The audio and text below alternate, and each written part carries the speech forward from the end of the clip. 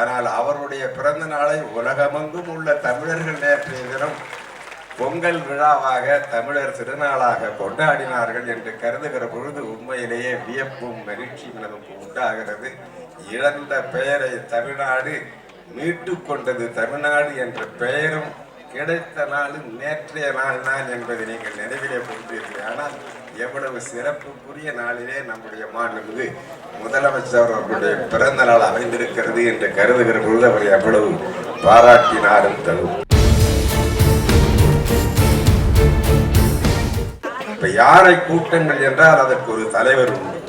அந்த தலைவர் வழியே தான் மற்ற யானைகள் செல்லும்.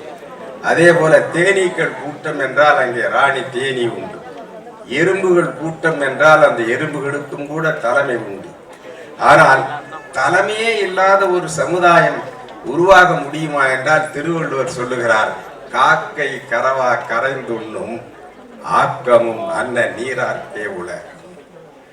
சுற்றம் தழால் என்ற அதிகாரத்தில் சொல்லுகிறார், காக்கைகள் இருக்கின்றனவே அதிலே ராஜா காக்கை கிடையாது, ராணி காக்கை கிடையாது, வேலைக்கார காக்கைகள் கிடையாது, எஜமான காக்கைக்காரர்கள் கிடையாது, பிளவுகள் கிடையாது, பேதங்கள் கிடையாது.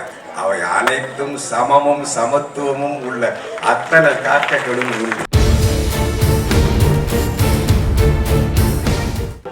தந்தை பெரியார் அவர்கள் பகுத்தறிவுக்கு இலக்கணம், அறிஞர் அண்ணா அவர்கள் ஜனநாயகத்துக்கு இலக்கணம், புரட்சி தலைவர் எம்ஜிஆர் அவர்கள் சமதர்மத்திற்கு இலக்கணம்.